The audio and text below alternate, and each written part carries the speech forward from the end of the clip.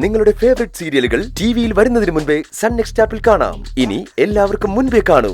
ഇപ്പോൾ തന്നെ sun next app download ചെയ്ത് സബ്സ്ക്രൈബ് ചെയ്യൂ.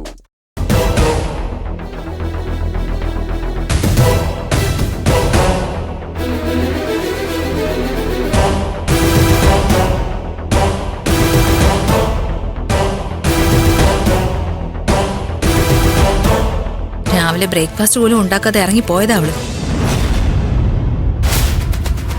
ഈ നേരമായിട്ടും തിരിച്ചു വന്നിട്ടുണ്ടോ നോക്ക്. അമ്പലത്തിൽ പോകുന്നു പറഞ്ഞതേ ഒരു കാരണം മാത്രം.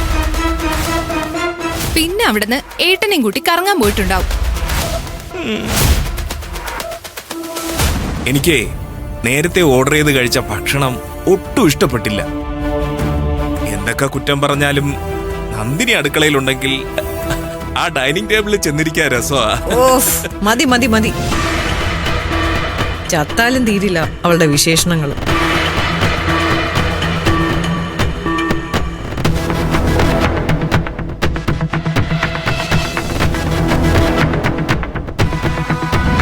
എന്തുപറ്റി? എല്ലാരും നല്ല ടെൻഷനിലാണല്ലോ. എന്താ മക്കളെ? ഡാഡിയുടെ പ്രിയപ്പെട്ട മരുമോളുടെ കാര്യം പറയായിരുന്നു. അവൾ ഇന്ന് അടുക്കളയിൽ കയറാത്തതുകൊണ്ട് കൃത്യസമയത്ത് ഞങ്ങൾക്ക് ഭക്ഷണം കിട്ടിയിട്ടില്ല. മേശപ്പുറത്ത് നിറയെ സാധനങ്ങൾ ഉണ്ടാക്കി വെച്ചാലും അത്യാവശ്യത്തിന് നിങ്ങൾ ഓർഡർ ചെയ്ത് കഴിക്കാറുണ്ടല്ലോ. പിന്നെ എന്താ ഇപ്പൊ പ്രശ്നം? അവൾക്ക് ഇവിടെ നിന്നാൽ എന്താ? അവൾ എന്തിനാ ഏട്ടന്റെ കൂടെ പുറത്തു പോകുന്നേ? അത് ശരി, നിന്റെ പറച്ചിൽ കേട്ടാ നിന്റെ ഏട്ടനെ അവള് വലവീശി പിടിച്ചതാന്ന് തോന്നുന്നല്ലോ. നിന്റെ ഏട്ടൻ താലി കെട്ടിയതാ അവളെ. അവര് ഭാര്യ ഭർത്താക്കന്മാരാ. എങ്ങോട്ടും പോകാനുള്ള സ്വാതന്ത്ര്യം അവർക്കുണ്ട്. വലവീശി പിടിച്ചു എന്ന വാക്ക് നിങ്ങൾ തിരുത്തല്ലേ. അത് തന്നെയാ സംഭവിച്ചത്. അച്ഛനും മോനും കൂടി ഇത്രയും കാലം നമ്മുടെ കണ്ണിൽ പൊടിയിട്ടു. എന്നാ ഇനി അത് വേണ്ട. വേണ്ട, പറഞ്ഞു തിരുത്തണമെന്ന് എനിക്ക് താല്പര്യമില്ല.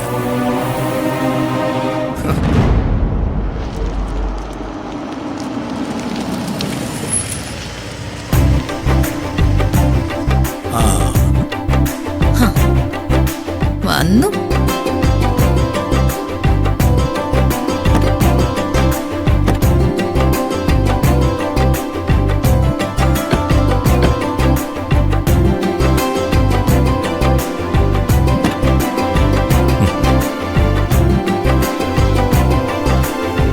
തരൂ സർ. എടോ ഞാൻ പിടിച്ചോളാം, കുഴപ്പമില്ല.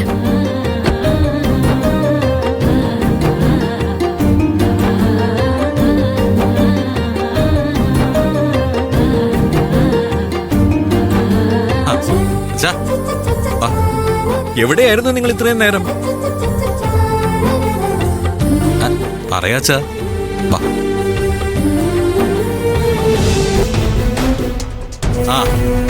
അയ്യോ അച്ഛാ, ഞങ്ങള് വേദയുടെ വഴിപാട് ചെയ്യാൻ വേണ്ടി അമ്പലത്തിൽ പോയി.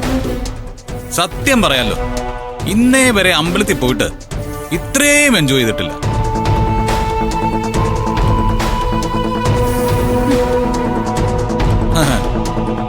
എന്ത് രസായിരുന്നെന്ന് അറിയോ അച്ഛാ?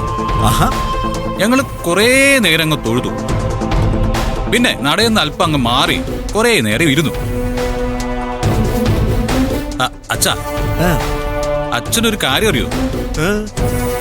ഈ പരസ്പരം സ്നേഹിക്കുന്ന ഭാര്യയും ഭർത്താവും അമ്പലത്തിൽ അങ്ങനെ ഇരിക്കുമ്പോഴും ഞാൻ നോക്കുമ്പോ കുറെ കപ്പിൾസ് അവിടെ ഇരിക്കുന്നു. അവരുടെ ഒക്കെ കൂട്ടത്തിൽ ഇരിക്കുന്ന ഒരു രസമല്ലേ? പിന്നെ പിന്നെ അവിടെ നിന്ന് അങ്ങോട്ട് പോയി കുറെ സാധനങ്ങളൊക്കെ പർച്ചേസ് ചെയ്തു. ഇതൊക്കെ കണ്ടില്ലേ?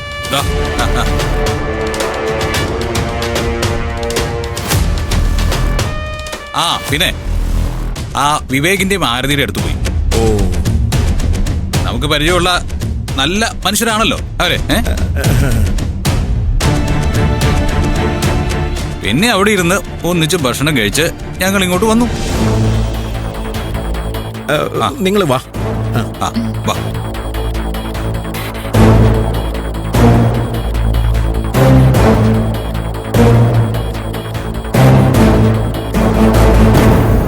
അല്ല, ഡ്രസ്സൊക്കെ ഒരുപാട് എടുത്തിട്ടുണ്ടല്ലോ മോളെ.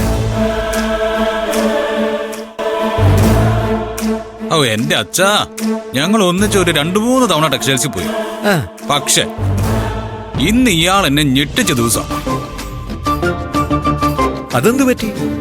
അച്ഛാ, അല്ല, സാധാരണ ഞങ്ങൾ ഒന്നിച്ച് ടെക്സ്റ്റൈൽസിലേക്ക് പോയാ ഏത് സാരി വേണമെങ്കിലും എടുത്തോളാൻ ഞാൻ പറഞ്ഞു കഴിഞ്ഞാ ഇയാൾ ഒരു 1000 രൂപയുടെ സാരി, കൂടിയ 1500 രൂപയുടെ, അതിനപ്പുറത്തേക്ക് എത്ര നിർബന്ധിച്ചാലും പോവില്ല.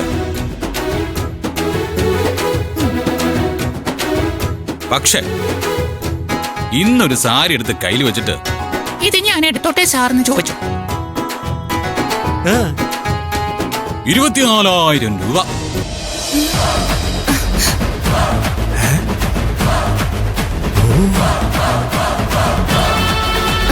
$24,000. അപ്പോ അതിന്റെ അർത്ഥം എന്താണെന്നറിയോ അച്ഛന്? എന്താ? നന്ദിനി നമ്മുടെ രീതികൾക്കനുസരിച്ച് മാറാൻ തുടങ്ങിയിരിക്കുന്നു.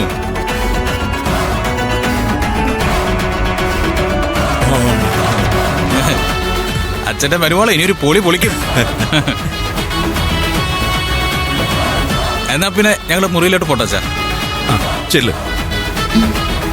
പിന്നെ മോളെ, നന്ദിനി വേദയുടെ വഴിപാടൊക്കെ കൃത്യമായിട്ട് ചെയ്തല്ലോ അല്ലേ? ചെയ്തു സർ. ഇനി ഒരു കുഴപ്പമുണ്ടാവില്ല. എന്നാ മക്കളെയല്ലോ. ശരി അച്ഛാ, നടക്ക്.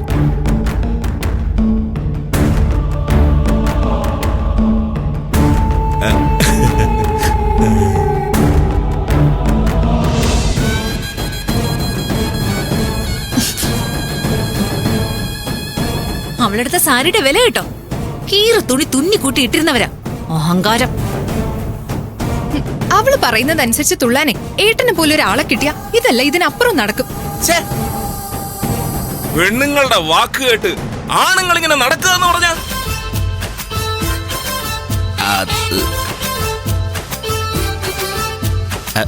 അല്ല, നമുക്ക് കിടക്കാം, അത് കുഴപ്പമില്ല. പുറത്തുള്ളവരും നടക്കാൻ പാടില്ല. ഞാൻ അതാ ഉദ്ദേശിച്ചേ. മമ്മി, അവള് കൈവിട്ട് പോവാണല്ലോ. ഇടവും വലവും നിന്ന് അച്ഛനും മോനും കൂടി അങ്ങോട്ട് പ്രോത്സാഹിപ്പിക്കല്ലേ. മാറ്റങ്ങളൊക്കെ ഇനിയും ഉണ്ടാവും. പക്ഷെ ഒരു കാര്യം അവർക്കറിയില്ല, അവൾ എത്ര മാറുന്നു അതിനനുസരിച്ച് നമ്മുടെ പക കൂടിക്കൊണ്ടേയിരിക്കുള്ളൂ. അയ്യോ പാവം.